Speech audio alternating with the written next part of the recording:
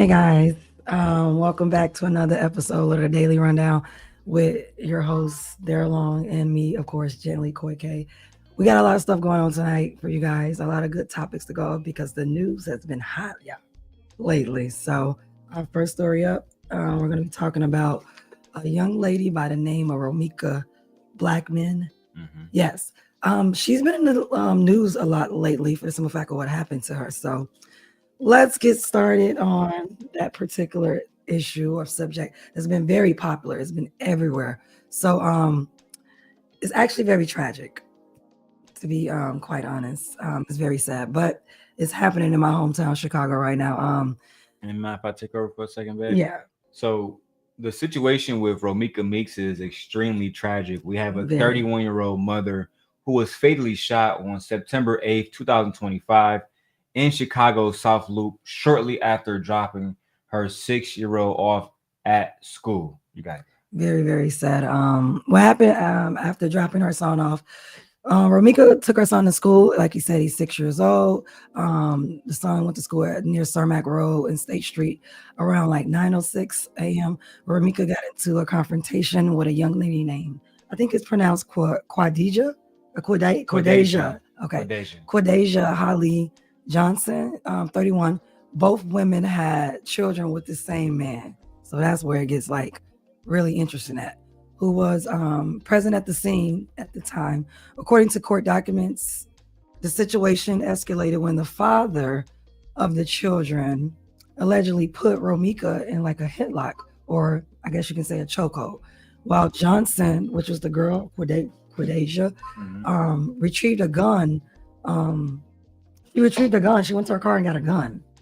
And came back to the scene, and she shot her multiple times in her face and in her leg. I could have sworn she got shot in the head though, but maybe that's not what they're reporting. A lot of reports online was alleged.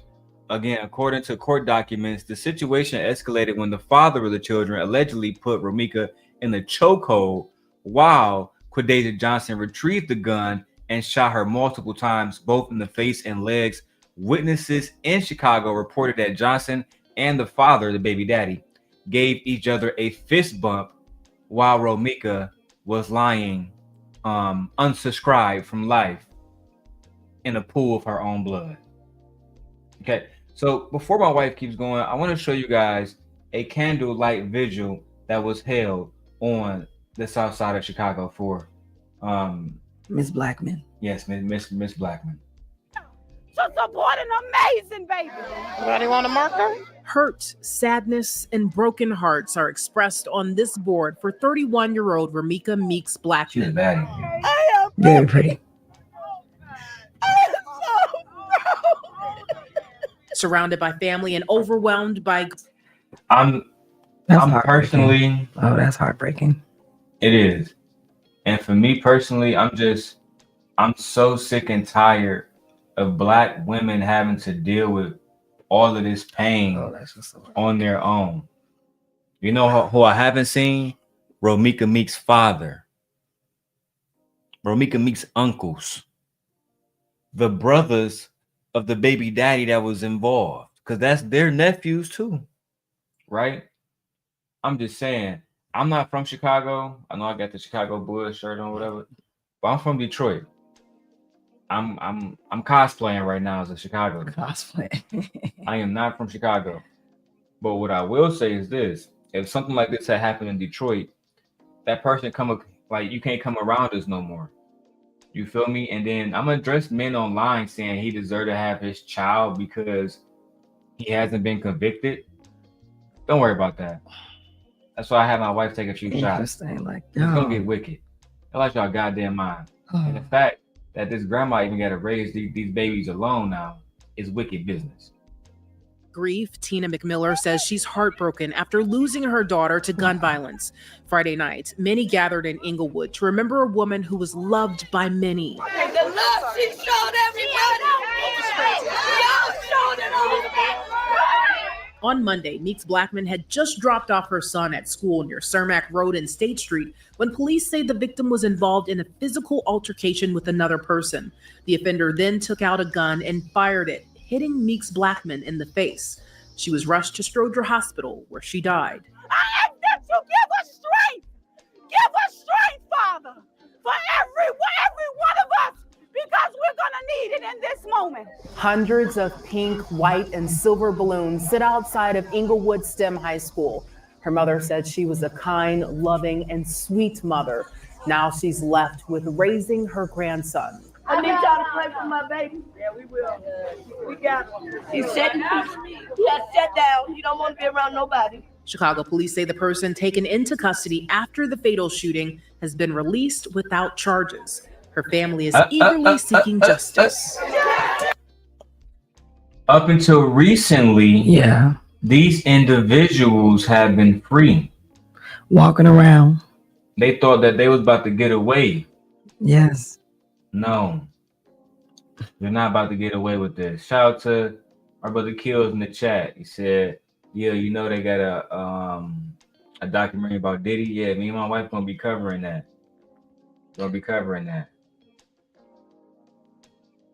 Anyway, man, let's keep going. And guys, don't put no questions about OnlyFans in the chat. Child. Now you know what to do if you see anybody acting out in the chat. Let's go and go back to this, man. This is sad. Like, yeah, this is very sad. It's hard. It is hard to watch. Really is. Yeah, this is disgusting. Romeka, also known as Big Meeks, was soon released among thousands of other balloons. Reporting in Inglewood. Now, first thing first, when we're talking about the Romeka Meeks situation, we have to discuss the aftermath of the story. Now, Quadasia Johnson was initially detained by Chicago police, but she was released without charges due to what prosecutors cited as insufficient evidence during her time of arrest. Yeah. This caused outrage from Romeka's family, who demanded justice, and her mother, who we saw in the clip, Tina McMiller. Yeah, McMiller is now raising Romeka's son. This is confirmed. Before we go into our recent developments, babe, about Quadasia Johnson being arrested in a city called Des Plaines, they finally caught her. Plains. Yeah, so I guess that's how you pronounce it. They were looking for the young lady in Chicago, and they found her in a city called Des Plaines. Des Plaines. Yeah, Des Plaines. And she was charged with first-degree murder. Yeah, they did. I didn't think they was gonna charge her with first-degree murder though, but they did. That was very shocking. I was shocked when I read that. She appeared in court and was ordered to remain in custody, and on her next court date is going to be December 23rd. So 2 days before Christmas. And don't forget, she's 7 weeks pregnant right now. And she was asking for lenience, and they don't care. They said, no, they don't care. We're going to keep you inside the prison, girl. They don't care. Now, we do have, I think the young man's name is Carlos. The father at the center. Smith. So, I think it is Carlos. Yep, Carlos Smith. So Carlos Smith is the baby daddy of Romeka Meeks, who was allegedly, I gotta use that word when it comes to him, allegedly the one that was holding Romeka in a headlock during the time that she was unsubscribed from life. Her own baby daddy. The man that she chose to give a, you know what? Because it's not her fault. He did an interview recently after his other baby mama / girlfriend / the love of his life was arrested for first-degree murder with his other baby still inside her. Yes, we're talking about Quadasia Johnson and her boyfriend, Carlos Smith. He sat down with Fox 32 Chicago. Let's go ahead and go to the report right now. Oh my God. Of a fatal confrontation. Carlos Smith shared children with 2 women, and now one of them is charged with murdering the other. Tia Ewing has been following the story from the very beginning, and she has the latest. A lot of details came out in court today for the hearing of Quadasia. I actually followed this young lady on Twitter, Tia Ewing. Shout out to Chicago. Chicago got baddies everywhere. They got big back baddies. They got little baddies. They got baddies everywhere. Johnson, including the fact that this was the first time when the shooting unfolded that she allegedly laid eyes on Romeka Blackmon. Girl. So we're not gonna believe. We are not gonna believe that. What are you? This is the first time. No, this girl, Tia Ewing is thorough. She actually reported the story. Let me show you guys her. She actually reported the story and has been covering it more than anybody else. And actually, she actually, like I said, when she was in direct contact with the prosecutor's office as far as being the #1 media person to be involved. Like when they contacted somebody in the media, they contacted her. So I watched her podcast. So I'm not gonna go over that tonight because it's actually very long. But she had a podcast where she broke this down. Obviously, we're not giving up, not putting her job in jeopardy, but talking about it with as much clarity as she possibly could. But no, according to her, yes, they had words online and over the phone, but they had never saw each other ever. The very first time they did was that situation. I don't believe that. I don't believe that. For this woman to like take another woman's life, that's not over a woman that you've never seen before. I think that it was so much animosity, and it was probably because of the man. He probably was telling her shit because of that him. Wasn't exactly not people tell one side of the story type shit. And Khadijah was a woman that took the guy's side and decided to be what they call in Chicago, ride or dies, bend for your man. He ain't gonna do me like this. I'm better than you. Now she took all of that up, and that's why you sitting on trial for she was, but more importantly, she was a legal gun owner. So she was comfortable with her firearm, extremely comfortable. And she had a legal FOI card, is what they call it here. So technically, actually having the firearm, she wouldn't get any trouble. But that's not what it's the reason why she used it, how she used it. Yeah, that's the part. Et cetera, et cetera. It's the nuances, and that's why she getting charged with first-degree murder.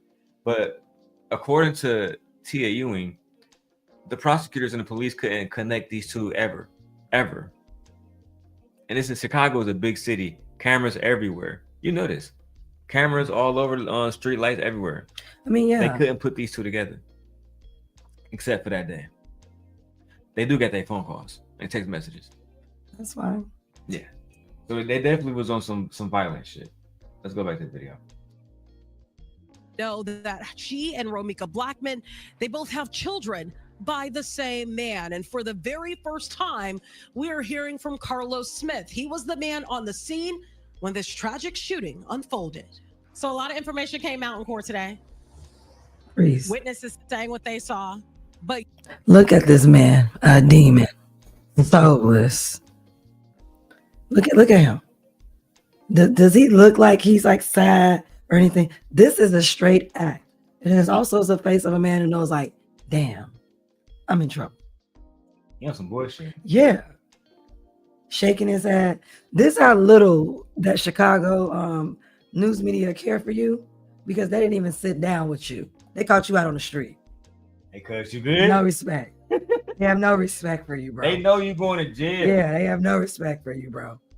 Caught you out on the street. Let's hear this sob story, the lie he about to tell. And truth be told, I wouldn't want to be seen with you. Truth be told. If it's alleged, but you better pray. When I say pray, you should be dropping on your knees on a daily basis, praying to God that somebody that actually was there, because everybody pull out their phones nowadays. Somebody got that footage. Oh, they got video of it. And one moment is going to happen in your life very soon where somebody is going to be offered money for set footage. When that happens, you're fucked. It's out there. They're going to find it. Yeah. They're going to find it, bro. You're going to be fucked. Literally. Potentially. What do they call it? Get accomplice in a crime? What they say? It'd be like accomplice because it wouldn't be conspiracy. I mean, yeah, because he would be an accomplice. Yeah. You're in a situation, bro, where you did some violent shit, and then instead of I said you should have turned yourself in. The judge would have been like, okay, cool. He was remorseful. Are you on TV lying? Let's keep going. You were there. What's your reaction to what you heard came out in court today? When I heard it, I'm just looking. You know, it was unbelievable, but I was there, and I know for a fact none of that happened. How they just explained it, but my truth will get out here, and I hope everybody understand. That's really it. I can't even say too much right now. He sounds just like the father that let his kids freeze and die in the cold. Remember they did an interview with him and he was outside too. So frustrated with this nigga. Oh, I'm just so like, what they said in the court didn't come. What did they say was wrong? Let me tell you why I'm frustrated with him. Because instead of you, like, let's say if you're gonna lie, be a good liar. At least refute what they're alleging. You ain't said. Clearly, you were there when someone died. Someone who was unarmed. So you're already fucked, right? No matter what lie come out your mouth, you're fucked. Yeah. And they're gonna call him to the stand too. He's gonna be subpoenaed. You are a man and a woman fighting a 5'2", 5'3" woman to the point where y'all had to get the bang bang. Listen. The only thing you should have been doing is being extremely tactful right now. No lawyer, no representation. Like, that's what I'm saying. He can't have a lawyer. Yeah, he can't have a lawyer. Because the lawyer would have told you not to do this. That's what I would have said. Do y'all have any proof that any of this even happened? The way that shit happened? That's the first thing I would ask. Do y'all have any video evidence that I put her in a headlock? Because that's what y'all are spreading everywhere. Right? He didn't refute one thing. He said it didn't. What did he say? It didn't come out. It didn't happen the way they said it did. Yeah. So how did it happen, sir? Like, right. You saying it didn't happen the way they said it did. You saying well, it didn't happen the way y'all saying it happened. Somebody's dead, sir. That happened. Your pregnant baby mama is in jail for murder. And your other baby mama. And if you know the truth that can lead to her innocence, you not gonna spread that just because you can't talk right now. You gotta wait to hear your truth. And while we waiting, Kadasia Johnson is pregnant in Chicago jail. 26 in California. She on 26 in California right now. That's where everybody go. So you know it's serious. And you know they're not. Can you imagine how they treating her in that bitch? Oh yeah. Oh, the women are mad. It's not like the jails. The jails, that's all they do is wake up. When I was in jail, we wake up at 6 a.m. The first thing you do is watch the news. Ain't no cartoons on, ain't no sports on. And you know, the first thing they probably saw, her face. Kadasia Johnson was arrested for doing some whole shit. It's like, how much animosity did you have towards this other woman that was there before you? Like what did she do so hard to you? They gotta have her in solitary. Oh, she has to be separated from. She gotta be put in solitary. Yeah. And it's not because it is her. She's pregnant. They don't. Yeah, but they don't care. You know they don't care. You know that she pregnant women in jail. They gonna say justice for Romeka. Yeah. Like, cause she was innocent. She really didn't. Even if y'all got into an argument, bro, y'all handled this really badly. In broad daylight in front of a school is dangerous. And you already know it's well lit out there. People are dropping their kids off. It's a fucking school. It's a school. It's a fucking school. They have police officers at all of them now. Literally. Let me keep going, man. He looked guilty. He's guilty. Oh yeah, he looked guilty. The fact that he wasn't able to even come up with one shred of truth, one iota of truth. He's not even convincing. He can't even tell a good lie. He can't convince himself. Yeah, because look at him. That's what I'm saying. He's not even convincing. He can't tell a good lie. We can't tell a lie at all. And look at him. It reads literally on his face.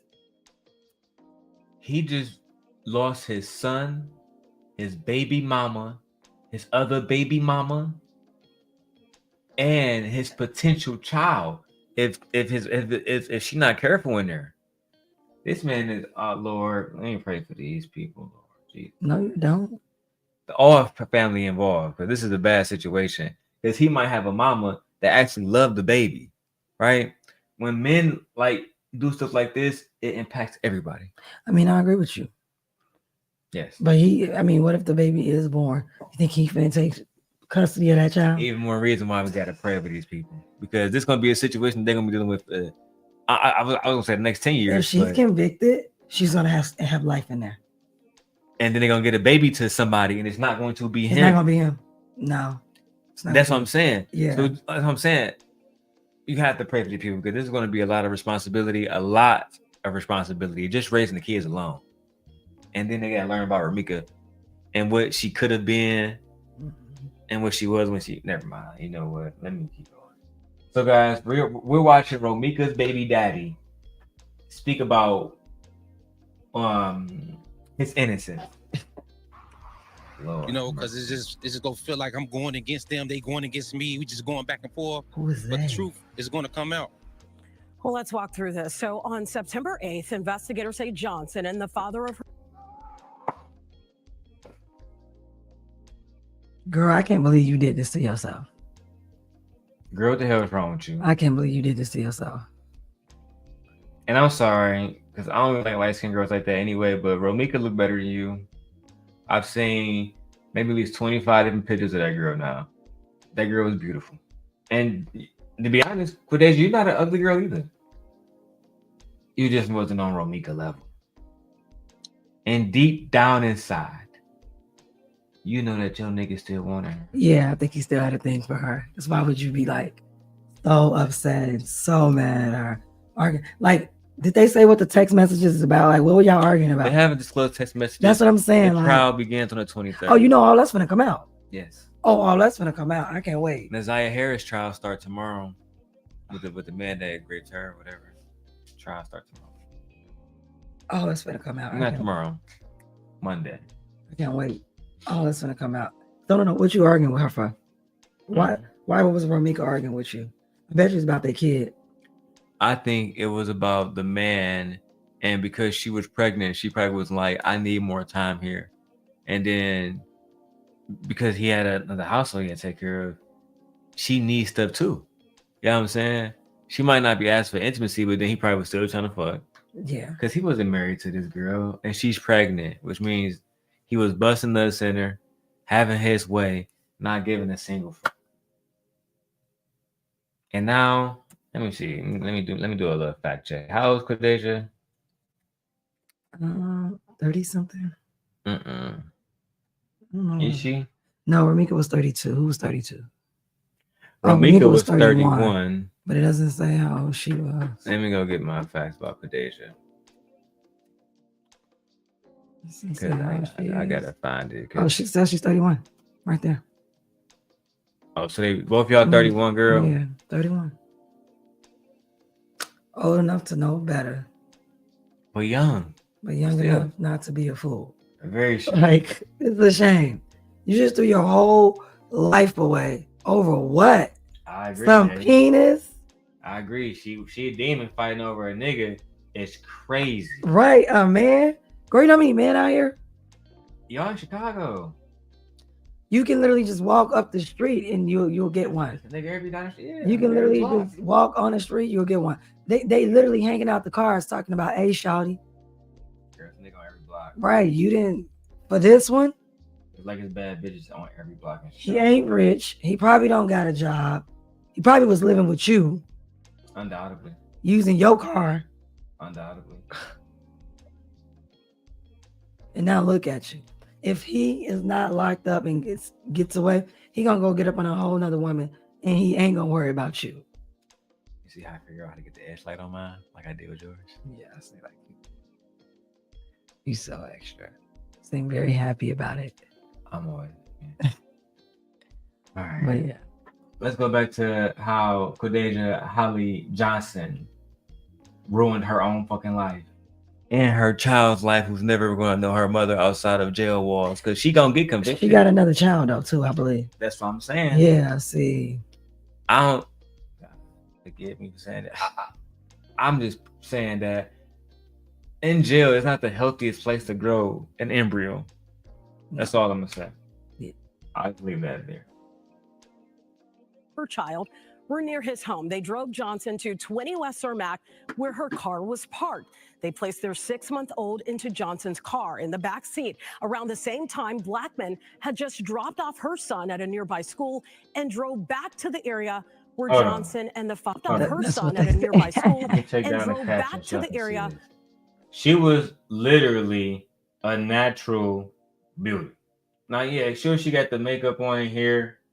Blackmon had just dropped off her son at a nearby school and drove back to the area. Well, in this one, she didn't. And she was literally a beautiful girl. No bullshit. This is a very sad case.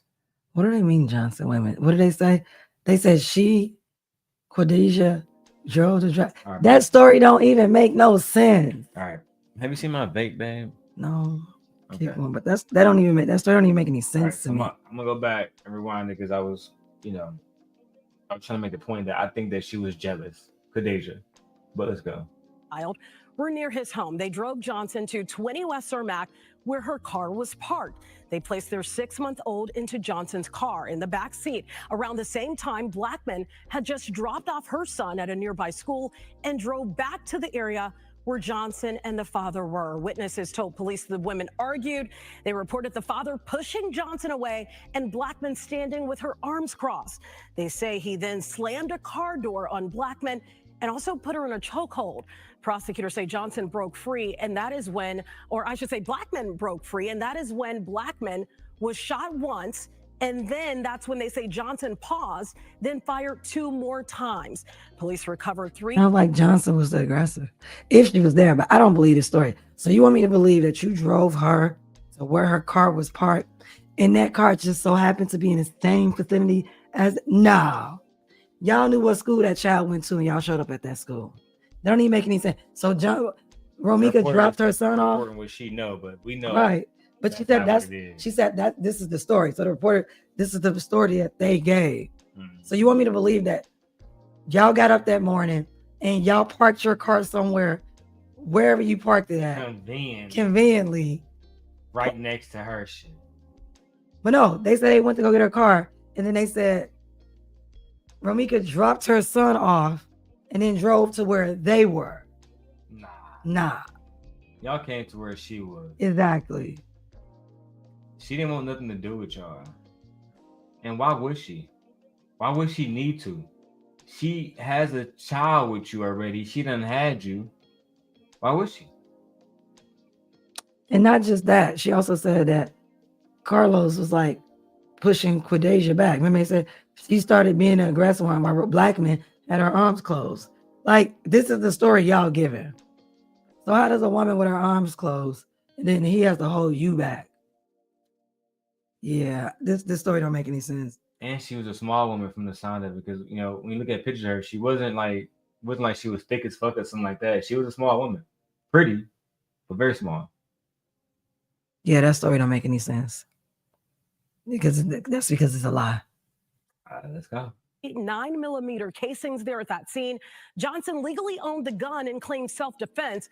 Prosecutors say Blackmon was unarmed. Her son turned 7 days after the shooting and is still asking to this very day, where is his mother? Carlos, maybe. Y'all gotta tell the truth. Yeah, y'all gotta tell him, yeah. If he's still asking, that means y'all haven't told him the truth then. Y'all failing little mans right now. Y'all gotta tell little mans the truth. Because if he find that shit out in the streets, y'all might change him into a whole different animal out here. Yeah, y'all gonna have to tell the child the truth. Be honest. You can explain death to children. You can. And I'm very honest. I would tell them, your father don't love you. You know why? Like, I have such an awful time sometimes with my baby mama. You know which one I'm talking about specifically. I gotta say her name here. But I would never want her to be unsubscribed from life. You know what I'm saying? Ever. Like I don't have that much hate in me to want somebody deleted like that. Mm-hmm. Shout out to 19 people watching. Mm-hmm. That's a lot. Let's hear what the sister had to say. Or I think this is her cousin. I don't know which one. I mean, it was a lot of women out there. Where is his mother? Carlos may be hurt for the rest of his life, but we make sure he see rainbows in his clouds. Okay? Nothing will ever change about that. There is nothing he needs that we cannot provide. He is perfectly well. He is happy. He is thriving. And even when he feels his lowest, we pull him out of it together like we do with each other. He a superstar like his mom, and he's going to show her better than he could tell her. As for Smith, he says he has not seen his son since the shooting. Hold on. The son that he has. He said even when he feels his lowest. Not a group of black women mourning together, coming through together. I swear that they all got black and pink on, so they there on some uniformity type shit. What a black man at? Ain't not one there. But I thought black men love black women. I thought they support black women.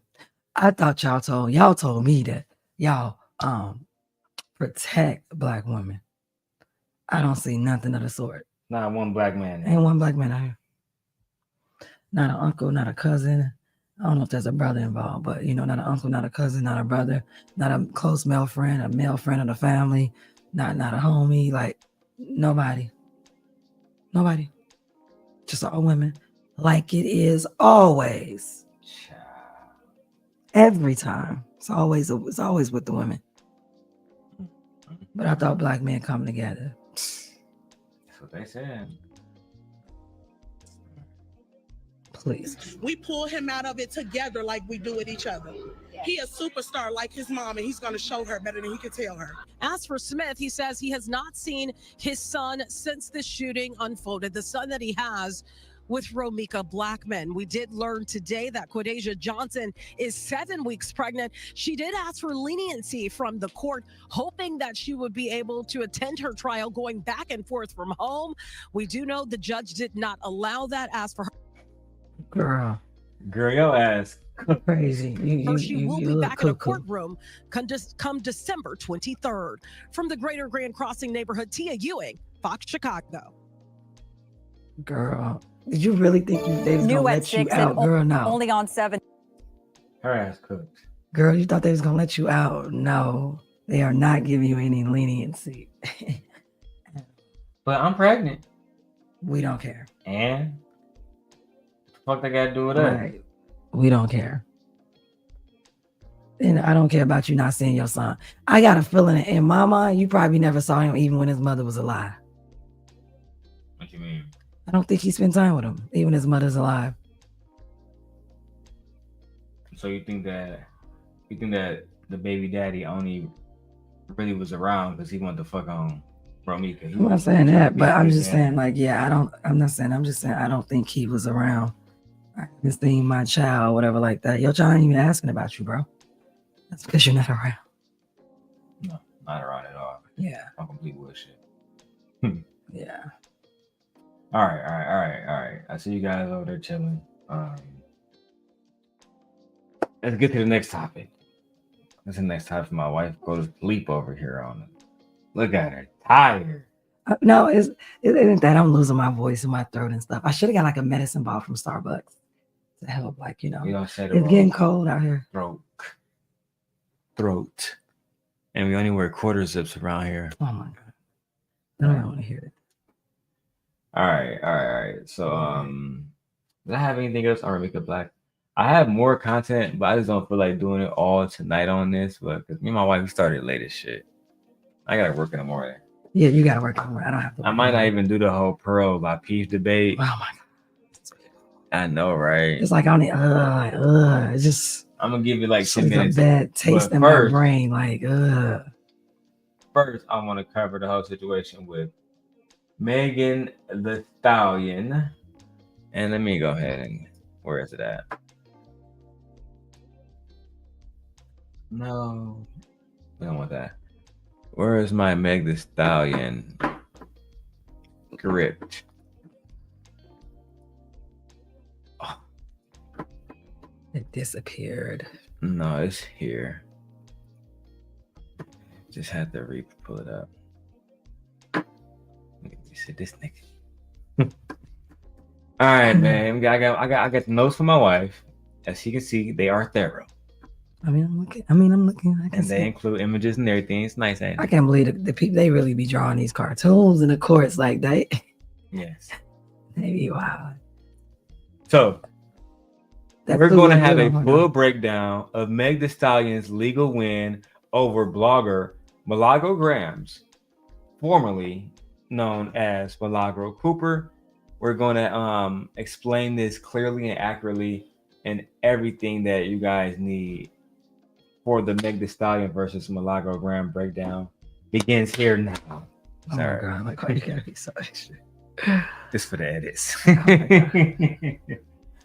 I'm sorry, man. All right. So first of all, babe, you got this. Go ahead. Congratulations to Megan. No, sorry. I know, but I'm just saying my thing. Like, congratulations to Megan. Wow. Let's follow this. How Megan won, what happened, and why it matters. You know. Oh, sorry. Yeah, I mean, that's a good cartoon drawing. Yeah, like it really is a good one. I gotta keep that. It's a really good one. Yeah. I'll take this one as well.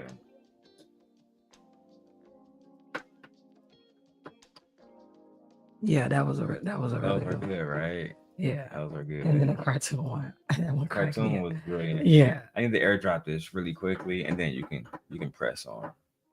I gotta spell my name wrong here. Can't even spell your own name right. God damn. I be doing so much stuff over here, and my wife just be being patient. She ain't got no choice though, you know what I'm saying? I get ultimate submission. You don't get shit. You about to get embarrassed. Nigga. On YouTube. Get clipped. Anyway. All right, back. All right. You are up. All right, you can talk about Meg The Stallion now. Okay. All right. So, like, again, congratulations to Megan Thee Stallion for winning. The court of the case, like Megan Thee Stallion filed a lawsuit against Milagro Gramz, a blogger and vocal Tory Lanez supporter, like real Tory Lanez supporter. She filed a lawsuit against Milagro Gramz for defamation, harassment, spreading dangerous misinformation online, inciting targeted abuse during and after the Tory Lanez trial as well. Milagro was one of the loudest voices pushing the narrative that Megan lied about, being pew pew. Megan won because the court agreed that Milagro's statements were not opinions, were presented as factual claims. Yeah, factual claims, and were proven false. And the case really, what was it? Okay, yeah. And the case really took a toll on her emotional. Basically, the case caused emotional. It caused reputational harm. Yeah, to Megan. So. Yes. It caused reputational harm, and it ruined her reputation because people was basically. Really? Did you think her reputation was like ruined? To some people, yes. I don't really know if her reputation was ruined. I think a lot of people didn't like the fact that, she lied in the very beginning. But did it like ruin her reputation? Like she's still making money. I feel like she's still winning. I feel like she's still getting invited. If a man constantly lied to you in the beginning, would you trust him later on? Careful this court. Oh no, I mean I don't know. So why should we trust Megan now? I feel like outside of us loving her music, why should we trust her? I feel like people make mistakes, but you said a man constantly lying. That's the only lie that we caught her in. And also she came out and admitted it and then told us why. Most men don't admit that they lied. And they continue to live in their lies. All right, so before I play part of the video that I have, I want to talk about what Milagro actually did online. So for one, Milagro repeatedly accused Megan of lying about being shot, which clearly she was. There was literally bullet fragments that was removed from her foot. Doctors confirmed. This is true. Yeah. Milagro also claimed that Megan framed Tory Lanez. And despite many people being suspicious of this case, there is no actual facts or data or evidence that points that Meg The Stallion framed anyone ever. I mean, we would need motive, and I wouldn't even understand, like, what would the motive be for her to frame him and why? I don't understand what the motive would be either. Yeah. But the way that they're trying to make it seem was like maybe Megan was jealous because of the Kelsey stuff, and maybe that's why she did it. And because people would say she wasn't chosen. Sorry, let me slow down. People were saying that she was not chosen, and that Tory wanted what's the Kardashian girl named Kylie? Yeah. They said he was flirting with her that night. But before I keep going, let me finish talking about what Milagro did. She also allowed her media and her YouTube journalism to cast doubt on Megan medical evidence, which means she did everything she could to suppress it. Then, with that same platform, she promoted conspiracy theories about Meg The Stallion and ultimately tried to paint Megan as a violent liar. What was one of the good conspiracy theories that she said that people was like, yeah, she did it? That was real crafty because that was so many though. The conspiracy that she allegedly paid the dude in prison to. I thought that was gonna be mine too. Yeah, I was really like, like that's a good one, girl. That's a good one. She ultimately also encouraged her audience to attack Meg The Stallion on social media. And this just wasn't, it wasn't like it was just YouTube. It was Twitter, Instagram, live streams, TikTok, you name it. And eventually, Megan Pete saw patterns. And these were not isolated posts. It was almost like someone close to Tory Lanez may be giving her money. But before we get into that, let's go ahead and get into the video. But I heard it wasn't that much money, though. I think I heard that from Tasha K. It wasn't. That's what I heard.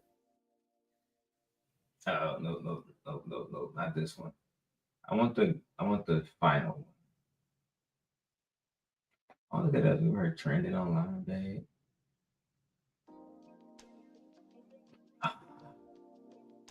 Oh my.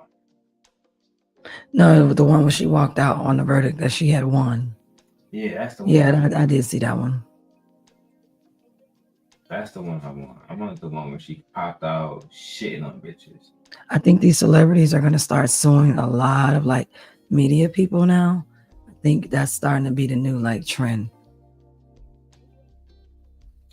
I think that a lot of people are going to learn to stop playing with people like Meg The Stallion because she got the kind of money and support that will get you fucked over.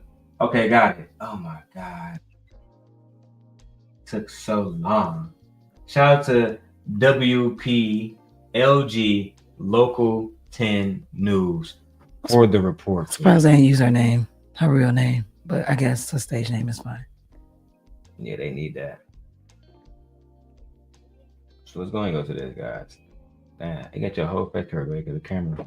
I didn't see it. I'm like, he's like, what? Yeah, I wasn't paying attention. Put it right here. I press it. Let's go.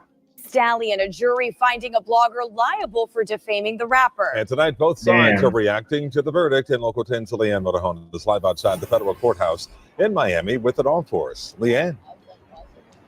On paper, yes, this is a legal win for rapper Megan The Stallion, but it wasn't the multi-million-dollar verdict that she and her team were seeking. A jury ultimately recommending that she be awarded $75,000 in damages, but a judge then adjusted that number down even more. We going out to eat. Megan The Stallion walked out of the federal courthouse in Miami, not talking about a jury's judgment in her favor for entering a waiting SUV.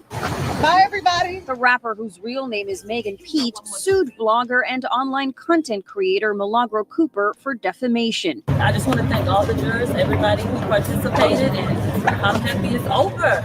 On Monday, a jury found her liable. Hold on, Milagro. Is that what I thought it said? Let me put it on the big screen so I can just. Milagro Gramz, Mob Reign Supreme. I know that's her little group. She called it the Mob. But the second line says HBO pussy. They really put that out there. They really. Milagro baddie. Me personally, if I had to be with one of them right now, based off physicality, I'm gonna choose Milagro. That's just me.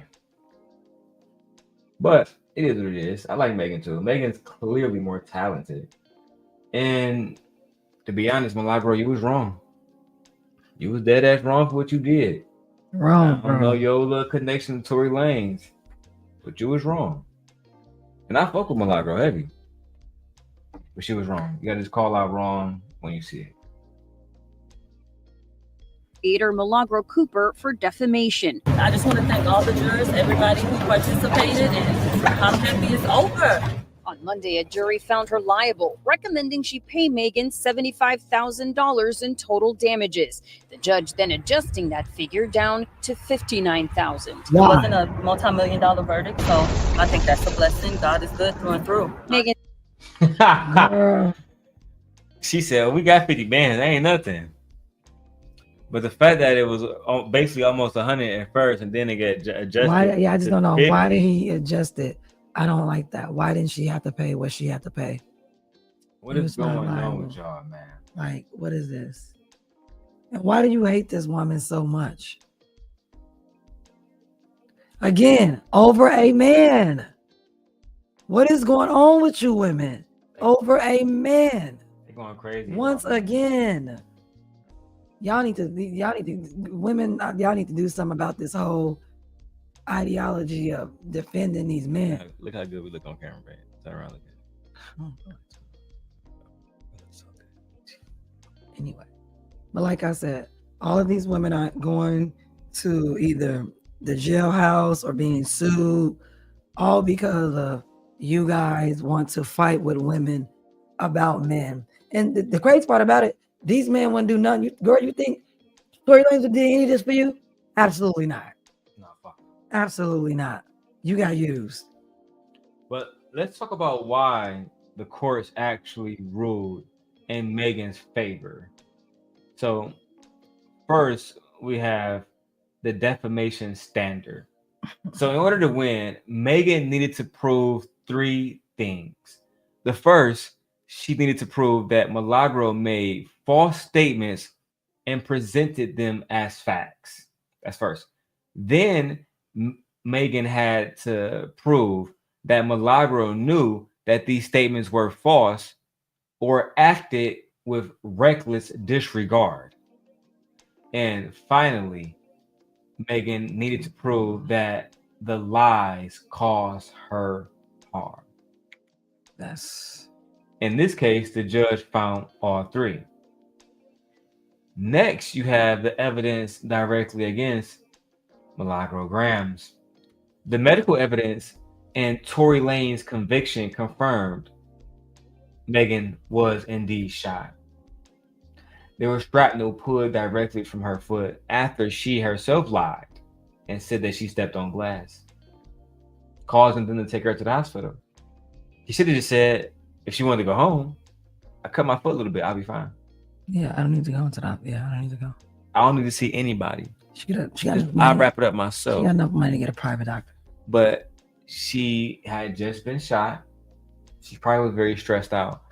Shock, adrenaline pumping, and it's a lot going on. The evidence also against Milagro continued when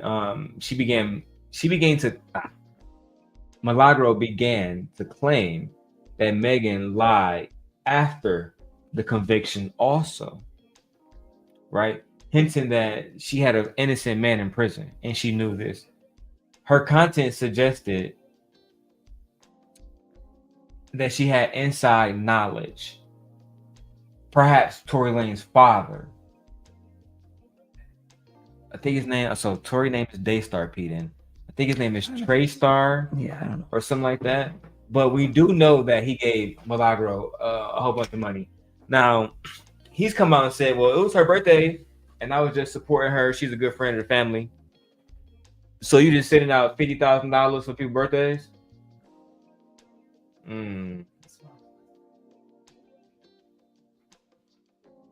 This one was less than that.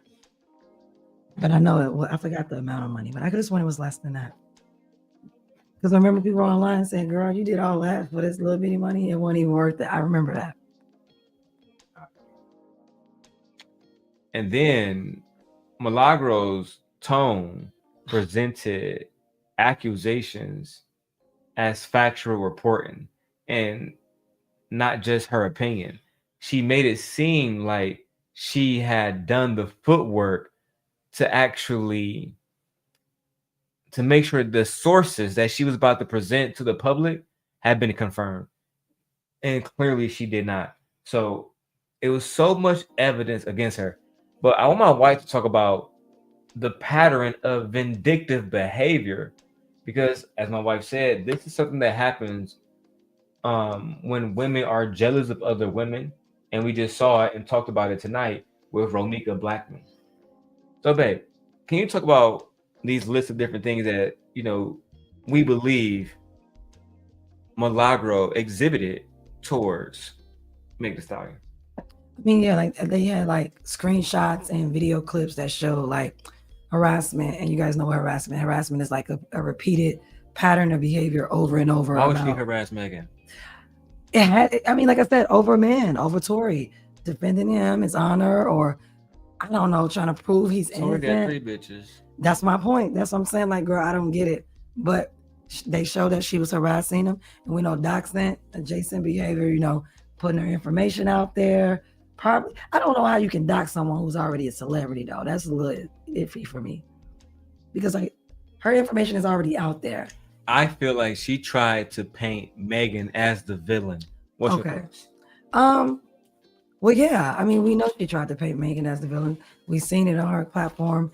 We've seen it through other people's responses back towards Milagro about the information or misinformation that she was putting out. I do believe that she tried to paint her like a villain. She did want us to believe that she was a villain due to the fact that she felt that she lied, and she also, I think it's just her relationship with Tory Lane. And again, I still don't know if they had a relationship. Like I don't know. Was that your man? Was that not your man? Did you like him? Did you not like him? Or was it specifically about, I don't like Megan, and Tory Lanez was just a catalyst into her not liking Megan? It gave her, what do you call it?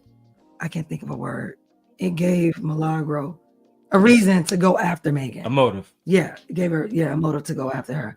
And do you believe that Milagro was, because the court has said that Milagro can be seen as a YouTube journalist, but do you believe that she did this to report the story? No. Or that she did this out of malicious intent? I don't believe that. I don't believe that she did this to report a story at all. I honestly believe that she don't like Megan. Because we've seen journalists and plenty of people who are journalists report stories on people, and they're unbiased. They don't put their feelings and opinions into it. We watch the news every night. The news just reports it. She didn't just report it. She put her opinion in it. She tried people to make it seem like it was factual. She wanted people to believe her. And she kept going after this woman day in and day out, day in and day out. Ridiculous. Like she was like literally like relentless. Like she got her claws on Megan. It was ridiculous. And I just don't know why. Why all the animosity towards this woman? Let's find out. His accusations against Cooper tie back to the trial of rapper Tory Lanez, who was convicted in 2022 of shooting Megan in the foot. Megan sued Cooper for defamation, accusing her of working with Lanez and his associates to accuse her of lying on the stand at his trial. They also said Cooper promoted a deepfake sex video of Megan to her online followers and intentionally caused her emotional distress. We did everything we could to make sure that she got the best verdict possible. We respect the jury's verdict. There are still determination. Oh yeah, them boys happy with that little 57,000. They thought she was about to come away with like Tasha K and Cardi B. Woo, let's see the rest. The judge must make that could affect how much money Megan actually gets. Among them, whether Cooper qualifies for protections offered to, quote, media defendants, which require notice to be given prior to the filing of a lawsuit. The jury found Cooper was, in fact, a media defendant, but Megan's attorneys never gave her notice prior to suing. They say they had. I don't believe that. I want me to believe that Megan. She didn't receive. I believe it. You know why? Because these court motherfuckers, I don't say that people don't lie in court, but something like processors just doing their fucking job, I believe that. I don't know. I don't believe it. And you know how I believe it? It's so easy. It's not like they might not even done it intentionally. Remember, I got that mail at my mama crib, and it was too late. They might be sending shit to a wrong address and all kind of shit. But you're too rich not to find her. Not to find. She's literally going live, flexing publicly. Y'all should have made sure that this is no Megan. You what the fuck? And you got a white attorney, and he do it. That's our whole team back there. And your whole team white. Yeah. That's meanwhile, Milagro got a nigga for a lawyer, and they like, hey, shout out to the jury, nigga. Shout out to y'all, baby. 50 bands, we good. They failed you, Megan. They dropped a deep fake corn video and said it was you. No, you supposed to get $1 million for that. Period. Yeah, imagine this is Madonna, Taylor Swift. Maybe got $5 million. It would have been prison. Mm-hmm. Went to prison. Yeah. You know what happened when you release corn or somebody else online? It's called revenge corn. It's a felony. And in the worst cases, it could land you on a sex offenders list if you do it with certain individuals. Yeah. Lord. Y'all gonna have to tighten up around there. Hey, Miss Joy. Let me drop the link for Nate and Miss Joy. See, y'all want to come up and keep me and my wife company. Before we get into the main topic. Let's finish up Megan Pete. Have no regrets in the handling of the case. The judge will deal with that, but there was no mistakes. So once the judge makes a final determination on whether or not Milagro Cooper qualifies as a media defendant, that could then adjust the judgment figure. We could also learn at a later date whether or not Megan The Stallion is entitled to have her attorney's fees paid. As for Cooper, her team is planning to appeal. Reporting live in downtown Miami, Leanne Morricone. Yo, what, girl?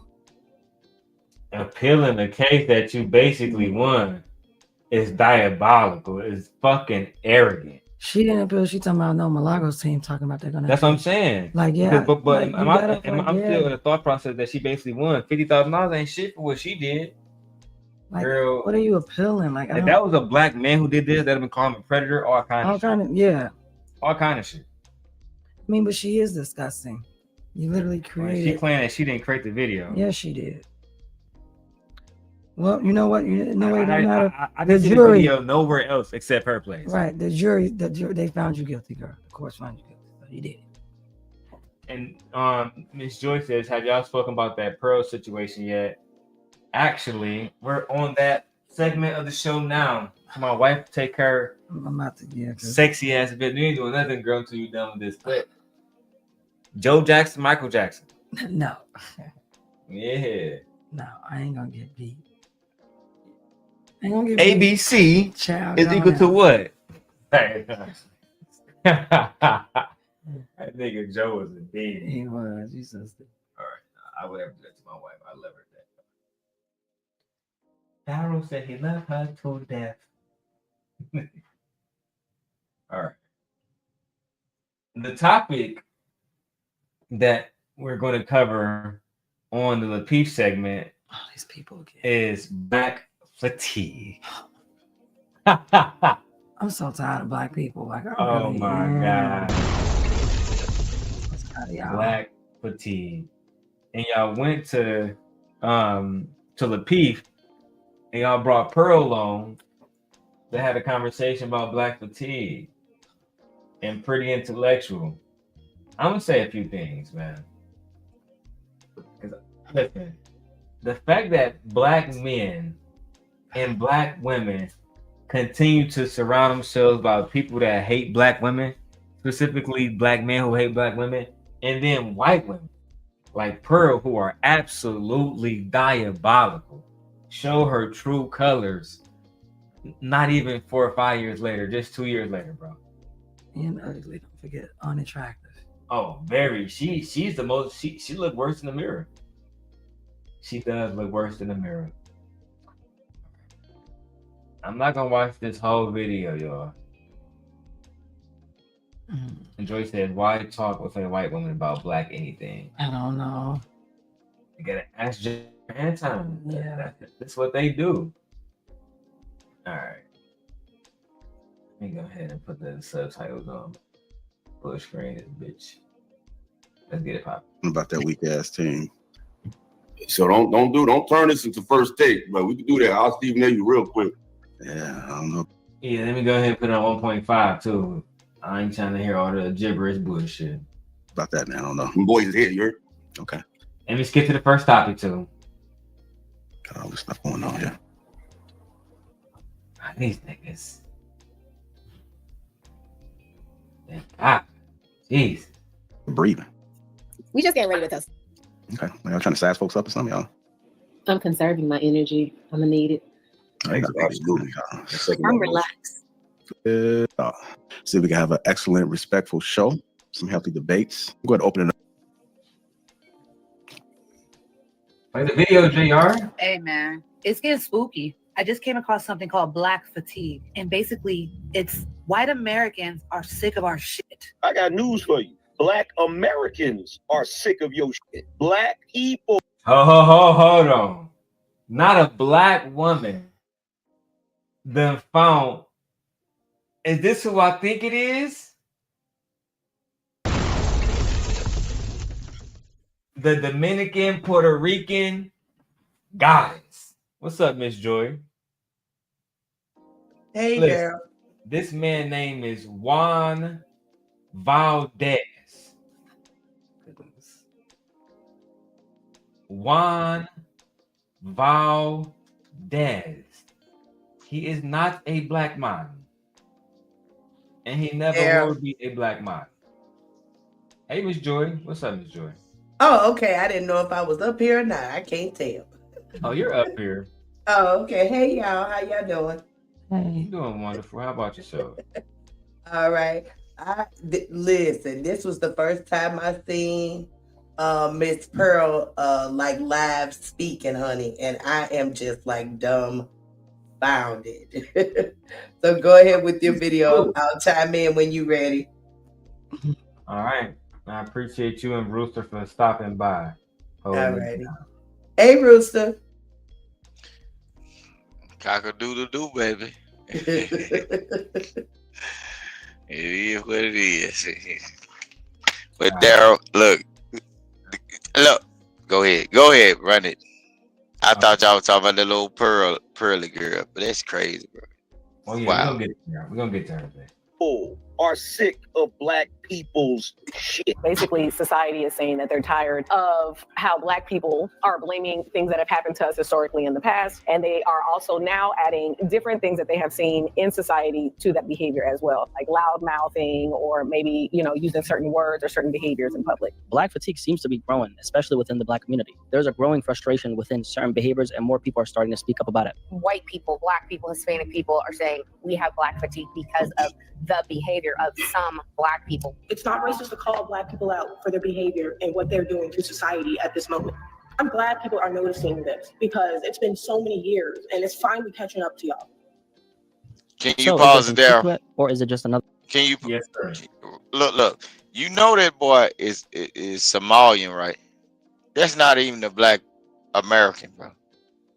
That's a Somalian boy. And then the girl that was on there. These are not even American blacks talking about American blacks. Wow. What they are doing, listen to what I'm saying, bro. What they are doing is they are using the other people that look like us to talk about us and make us look bad. And then that they are the token Negroes. I'm telling you, bro. I live in the Jim Crow South, bro. What they are doing is they using people that look like us. This ain't the first time they did it. When they had all them folks in politics and all that, a lot of them folks was people that was put in place to look like us, but they was like token Negroes. They was the ones that they were allowed to get to a certain level. They wouldn't use their American black slave descendants because they knew that they was taught a certain way.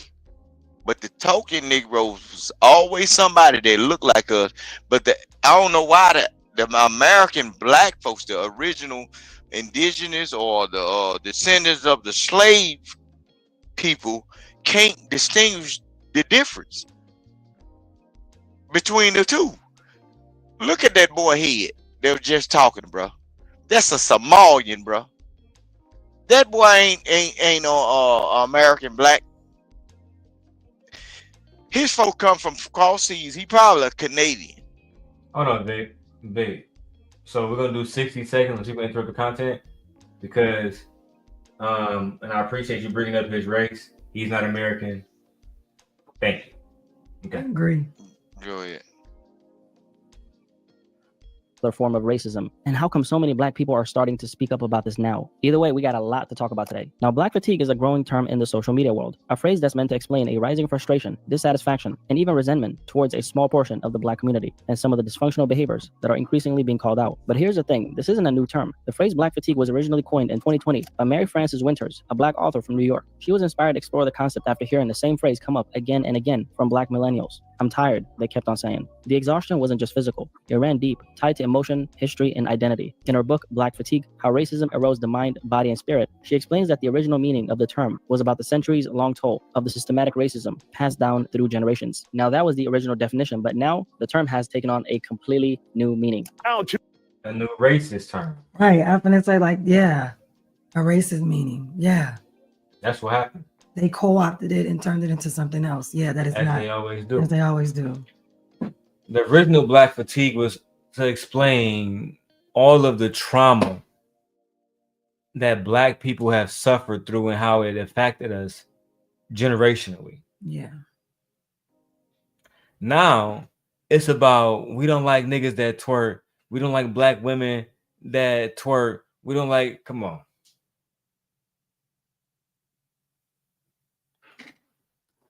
A lot of these behaviors white women exhibit every single day. Every single day. Not just them, other races of women do too. I agree. Let's see what Pearl got to say about this. To black fatigue, it has recently been turned into a feeling that some white and black people have who say they are damn tired of foolishness of some black people. It is a completely behavior-based issue. And when white people, black people, Hispanic people are saying we have black fatigue because of the behavior of some black people, we've all seen it. We all know what it is.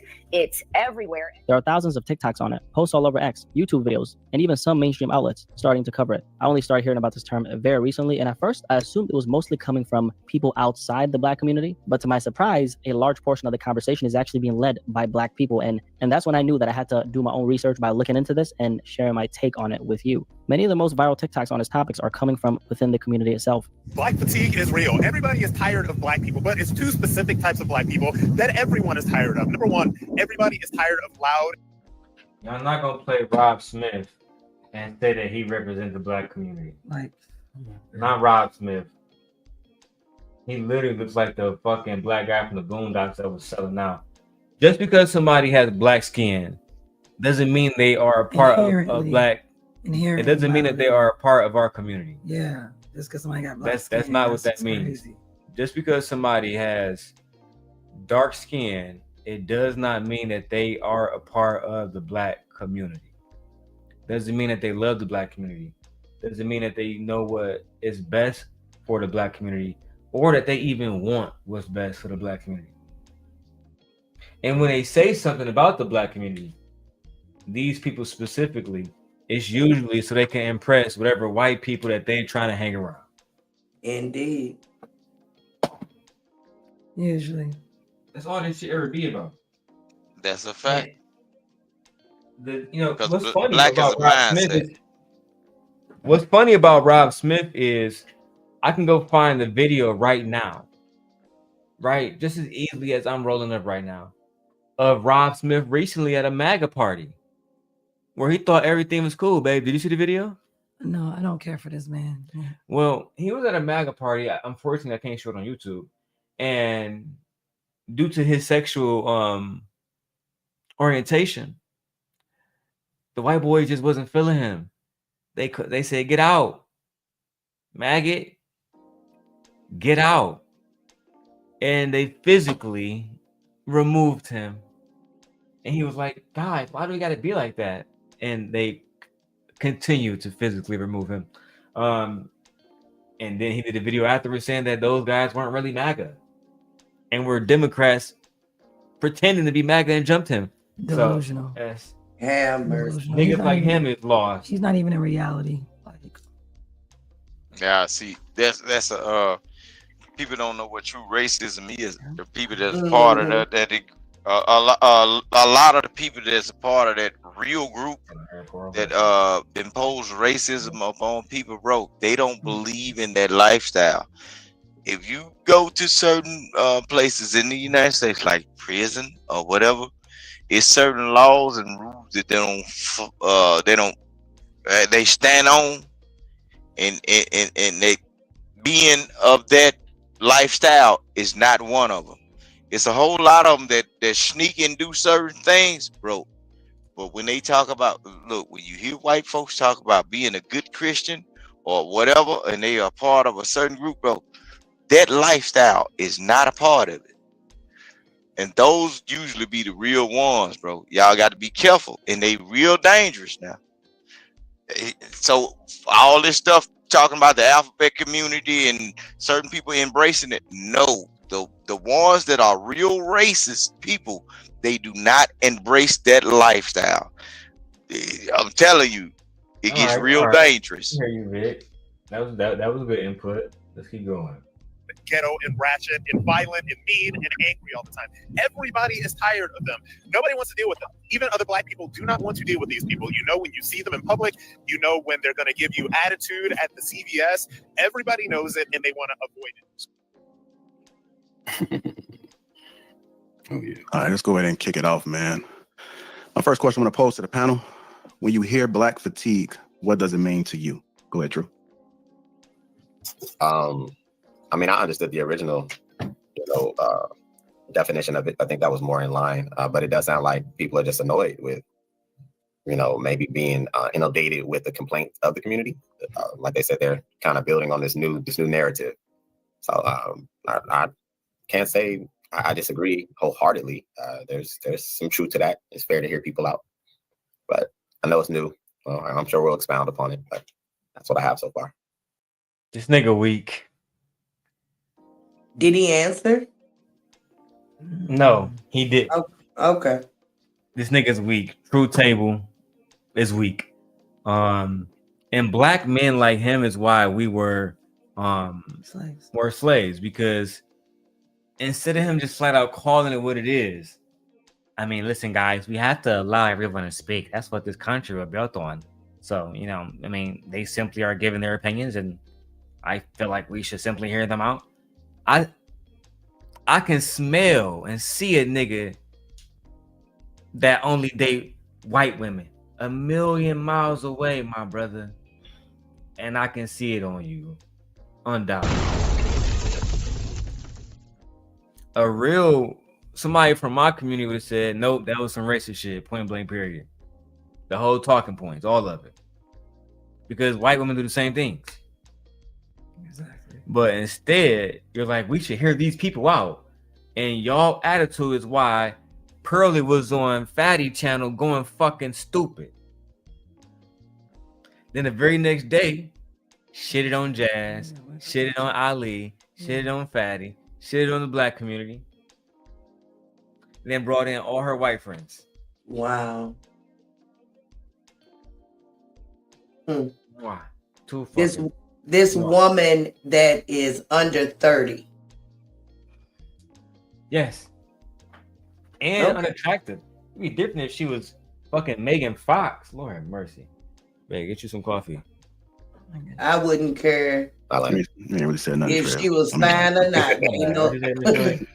I said I wouldn't care if she was fine or not. Under 30, she just doesn't have enough experience to be talking so much.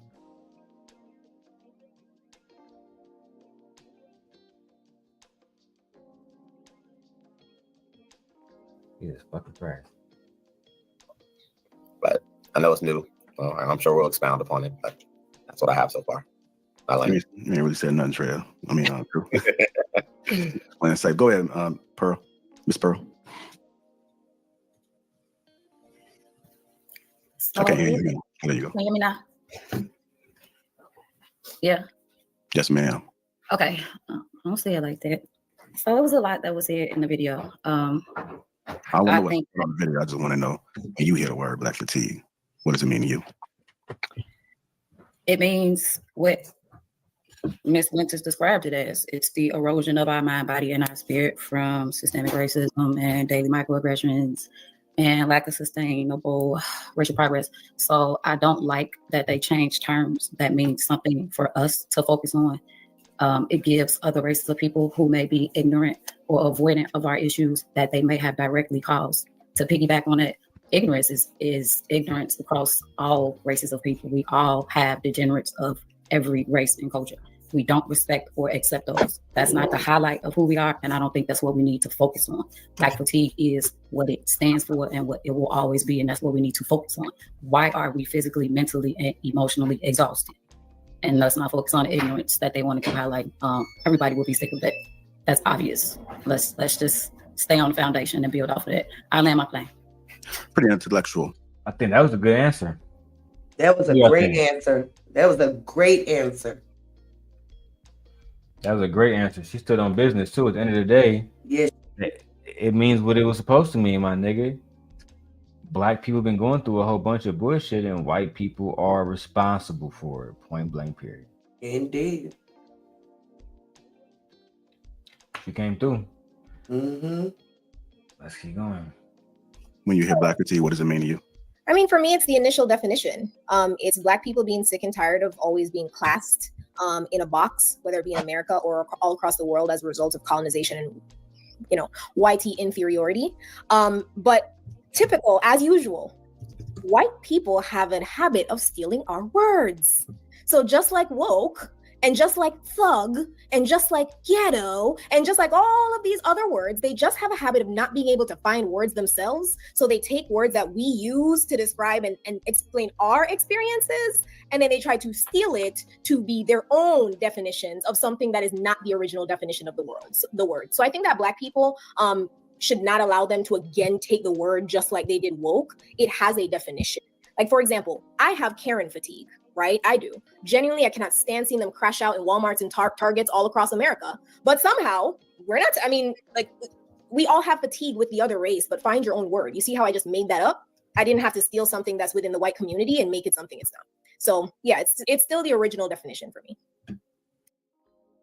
I like pretty intellectual, even though I had a run-in with her recently on Instagram and it wasn't pleasant.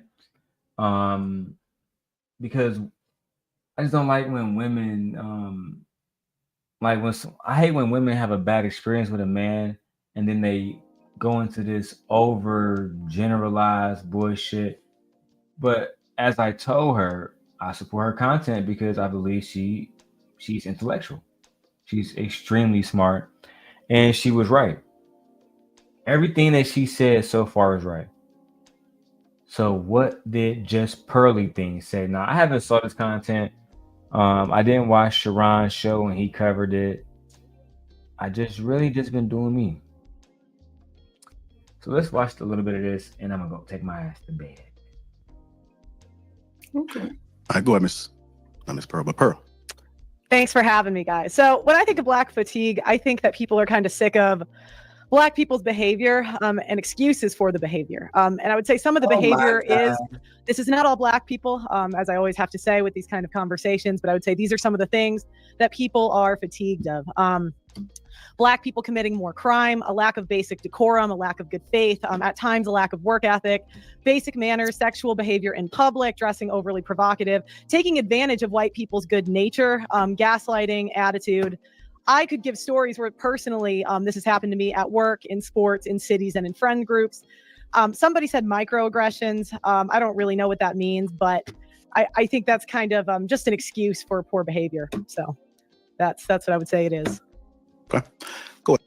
Saying that white people have good nature. That's what I'm like, what good nature? Lord have mercy. That was very funny. She said it so proudly. White people's good nature? Honey. She's doing her job though. Like many of the high-born white ladies back in the day that was pedestalizing the Virgin Mary the whole time they was fucking an old-ass king, right? Like they want to represent their women. Yeah. Or at least they try to.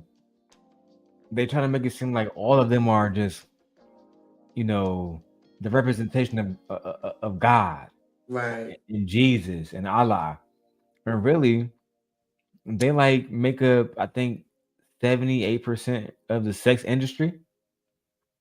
They busting it down more than any other race. Everybody know this. That's white funny. Women. Everybody know white women bust it down more than anybody else. Yeah, that is true. And white men, don't get me started on them niggas.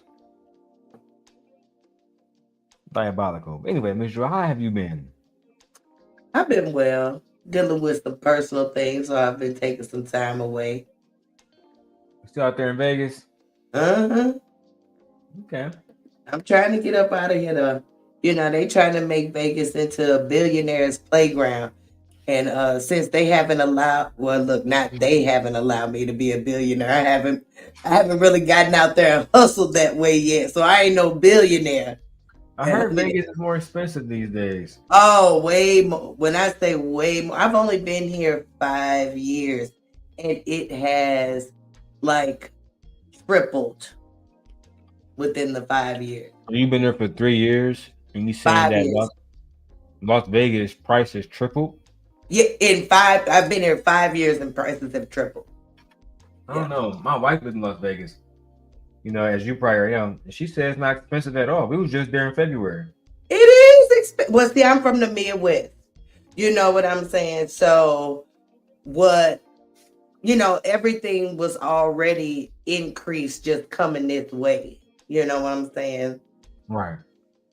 Okay. Let's get back to the interview. Ella, Black fatigue, what does it mean to you? The original definition. I think that what we're witnessing is the fatigue of just ignorant behavior that all races carry. You know what I'm saying? So I think to just coin it as Black fatigue, like what do we call what white people do? What's the word for that? Would it just be called, hey, we're just tired of ignorance, we're just tired of, or is it white fatigue? Like to me, Black fatigue is what it originally means. But it's just funny to hear white people talk about the side effects of what their people have done to people, and then talk about, hey, I don't know what's wrong with them. Like, how do our people have been disrespected when we behaved at our best? When you look into history, when we were getting dirt, when people get, what happened to us, all the violent atrocities, the redlining, those people wasn't sagging their pants. Those people wasn't rapping gangster lyrics. Those people were going to church. They was conservative. Their pants was buckled up. They was going to church and all that. And they was blowing them shits up. So when I hear white people, the most violent, the most aggressive, the most pillaging people to ever walk the face of this planet, actually call out people who are just showing the side effects of years of mental degradation, social degradation, economic chicanery. Yeah, and you talk. I know you get triggered. This is gonna be a long night. No, I'm not triggered. I thought we could go back and forth. Nobody interrupted you. Get your seatbelt ready. It's gonna be a long night. Overreaction.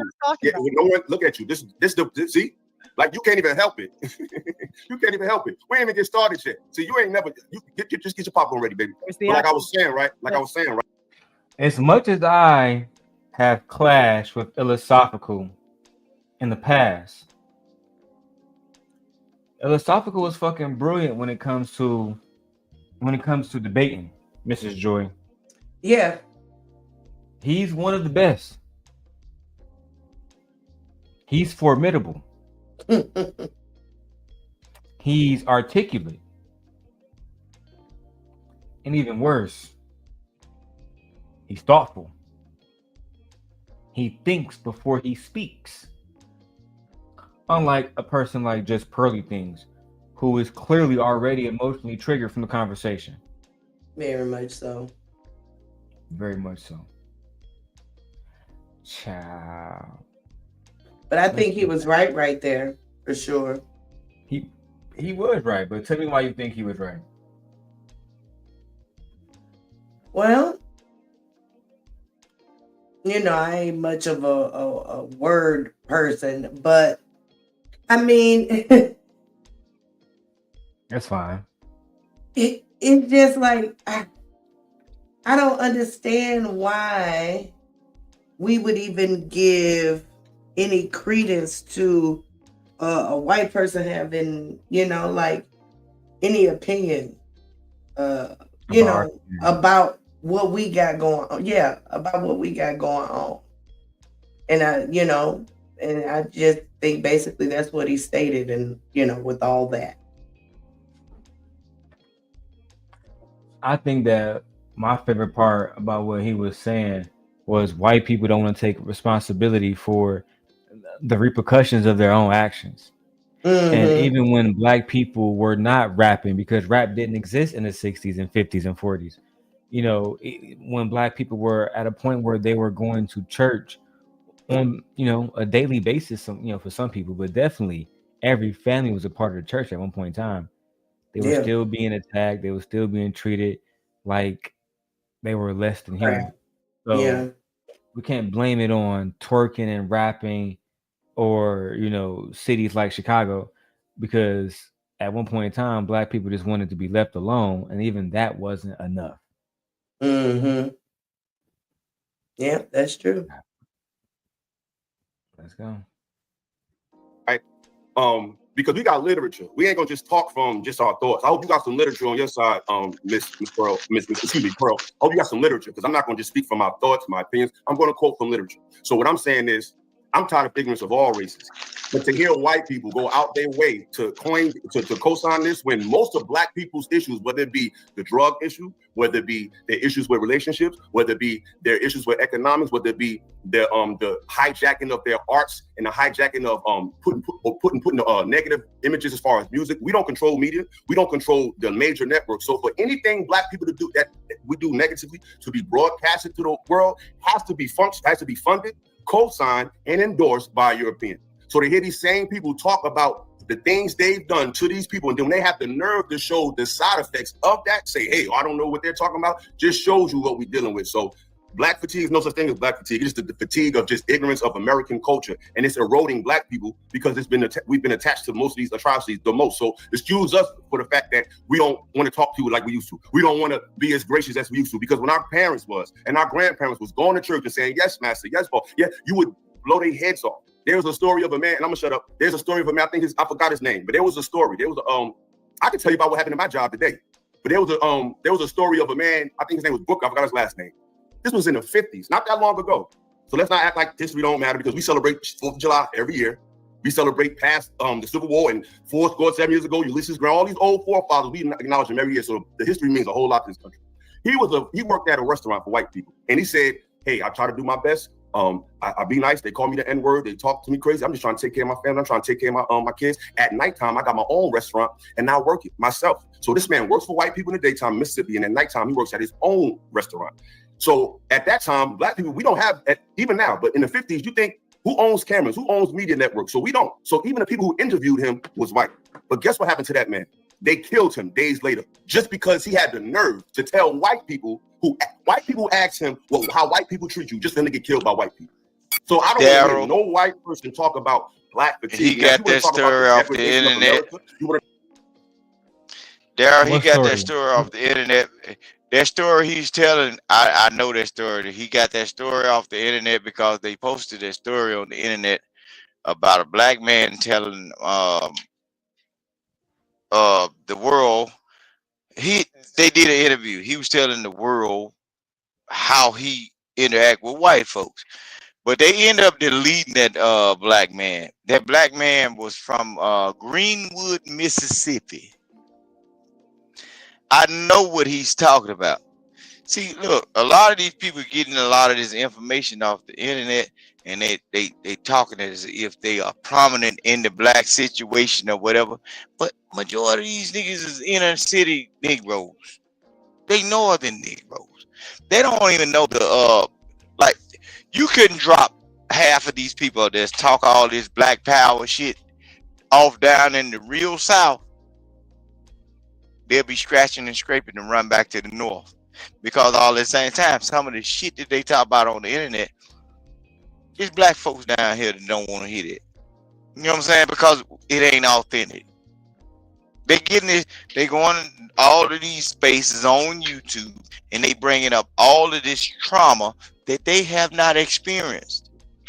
Okay, you can take the story of Emmett Till, right? The story of Emmett Till, he was an inner city kid from the north. They said in the story, I told you, make bro. sure you keep it to 60 seconds. That way I can go back to the clip because I gotta go. Okay, go ahead. Go yeah. Okay, but okay, just like Emmett Till, right? I'm gonna say, I'm gonna keep it short. Emmett Till, right? Inner city kid came down to the South and tried to move like an inner city kid in the South. That was the story that was told, right? It don't happen like that down here. You see what I'm saying? Right. So all of these people y'all here on the internet be talking all these old slave stories and everything. Ask them where their grandmammy came from. Ask them where their grandpapa came from. These Negroes that's inner city and in the north do not have no attachment to it other than the movie The Color Purple. So why are they talking about real black traumas when most of them went to school desegregated? Why are they talking about this? I guess that's a good point, man. That's a great point. Miss Joy, do you have anything you want to add to that before we move further? Go ahead, babe. Okay, beautiful. Let's go. Talk about the lack of literacy in youth. You want to talk about just drugs in general, just immoral culture of Western culture. I'm all for that, but don't blame it on black people because we're only doing what was done to us. All right, Pearl, you want to respond real quickly? Yeah, I had a question. How does this work? Am I able, when they're talking, can we go back and forth like a conversation, or that's not allowed here? I'm okay with either. I just wasn't positive. I mean, if you want to interject and if the person allows it, then that's fine. But if they say let me finish, then just allow them to finish. Then I'll just come back to you so you can respond. Yeah, Pearl. This is a underhanded tactic that YouTubers do on here. Y'all try to go to somebody else and say, even though you know you're interrupting, now you want permission to always interrupt. Are we going to be able to have a conversation like regular where we go back and forth? No, because this is not a conversation. This is a debate. This is what we do on here. We debate topics. And in these debates, we need people to fully articulate their points. And it's funny because usually you never have to tell people this, Joy, when they go to big people channels or where they go to channels where they actually respect the content creator. Yeah. Then they quiet. Then they're respectful. Then they're not emotional. Mm-hmm. When they don't respect the content creator, when they don't respect the content creator and the work that we put in, the time and energy, they do all kind of bullshit. Like the shit she's doing now. We saw her over there with the lead attorney. She wasn't doing none of this shit. Now, I'm not familiar with the lead attorney. I didn't watch all of his video, but I am going to be reviewing it in the next, few upcoming days. Okay. He did destroy her, Miss Joy. And sorry if I'm being pressing about the time. I gotta be in Milwaukee at 11 in the morning, child. At 11? Yeah, it's only an hour drive, but ooh, I just be tired. I work 6 days a week now. It's taxing. If you're ready to get to bed, go on to bed. Oh no. I have a time marker in here, and technically I still got an hour and a half. Okay. Every person, like everybody went their turn. He went and rolled. We could see the panels. He went one by one. It was my turn. Yeah. So again, I would say even in that interaction, I was very polite to you, where you automatically assumed the worst. So that kind of reiterates what I was talking about. The next argument I'm going to go through. So I'm going to, no, but what did I assume? I'm going to keep going. That's going to be gaslighting right there. So you see the microaggression, which is totally fine. I'm a big girl; I can handle it. But no, you can't. Example of the black fatigue. You said she's giving microaggressions. Yeah. Oh yeah, you see it. I mean, that's the audacity. That's why I don't deal with these folk like this. You know what I'm saying? That's why I don't let them into my I never space. understood why they dealt with her, Ms. Yeah, this is crazy and insane. This woman don't respect none of these folks. And I believe she may be the youngest on the panel. I think that girl was a goer, because I used to always wonder, how did she first get to Kevin Samuels' panel that day because even Kevin, like, even though Kevin was, who he was and everybody knew what he did, he didn't have too many white girls coming up. It was a lot of black women that popped up over there. So I still remember when Pearl popped up on Kevin Samuels' channel acting like she was a fan. I'm like, how? Right. What do you and Kevin Samuels have in common? You're a rich ass spoiled girl from the suburbs of Chicago. Your family had more money than Charlie Kirk family. Well, she has a plan. Because I heard she actually came in on the other side, initially. It's not about a plan, Miss Joy. Look, how many rich, prominent background white women have y'all heard about that was ending up dealing with a black man that didn't have shit? Oh, a lot. They show you. Look at the movie Life. In the movie Life, Ken Get Right? Ken Get Right couldn't even talk. He couldn't even talk. But when it came down to the white woman being pregnant, the warden of the prison, right, on Parchment Plantation Farm. Listen to what I'm saying. When you deal with white folks that deal with plantations and farms, that means prominence. The white girl got with a Negro that couldn't talk or whatever and got pregnant. They always have been doing that. Even when you get down into slavery, the white women that own slaves, they adore their slaves. They're black, big, muscular, small, short, skinny, tall, fat, or whatever. This ain't nothing new. Yeah.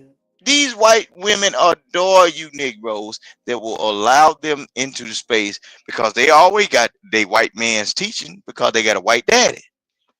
They do it over and over and again.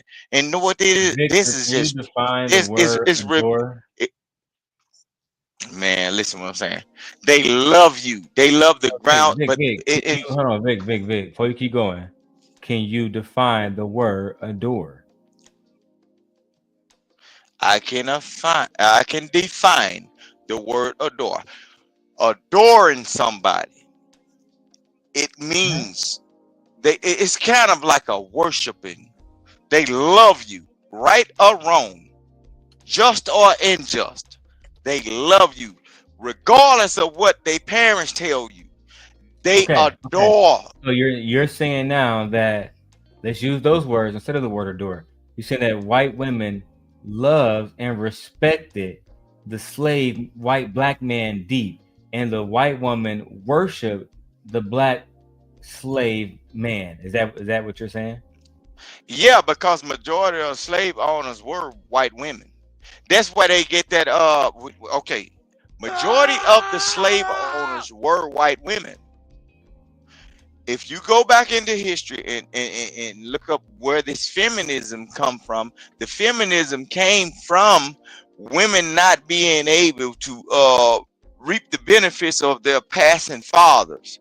Their passing fathers could not pass the property down to their daughters, so they had to marry a successor. The successor would be probably a broke Irish man. And we went to my. No, I ain't changing. Go ahead. But I just know the history. I ain't finna get into it. But go ahead. Yeah. No, let's stick to only what's said or talked about in the video only.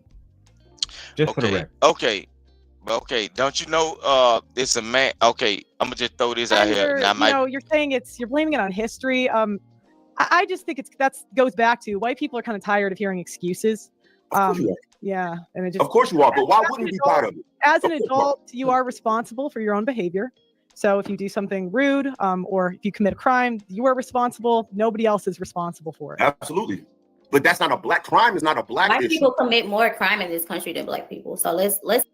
The thing about it, when it comes to this whole black fatigue stuff, when she's talking about crime, she said bad behaviors. So when they say a black woman twerking or playing loud music, that's not a crime. Mm-hmm. But you're going to say I got black fatigue because look at how they're acting. You have Andre Williams making videos about women wearing weaves.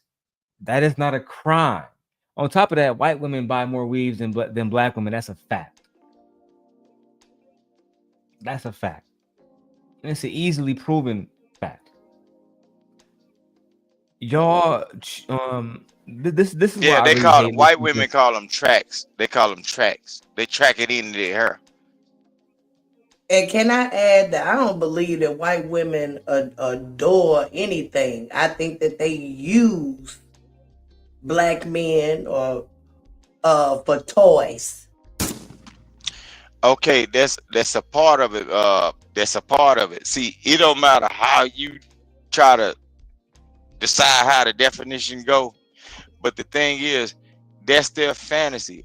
All white women have a fantasy to lay with your man, because they know one thing. They truly know that their men are not the most dominant. They have the most recessive traits in all of the DNA in the world. That's why they came up with that one drop rule. That's why they tried to tell that one drop rule was consisted of saying, if you as a white man lay with this black woman and you create a Negro child, you are basically finna wipe out our race, because that one drop, if that person decides not to come back over to our race will be no more, because the kid will get darker. That's where that one drop rule come from. See, y'all ain't too far deep off into. See, I can't talk to certain people about certain things I know, because see, the old folks told me what I know, not from the internet and everything. I'm talking about people that been living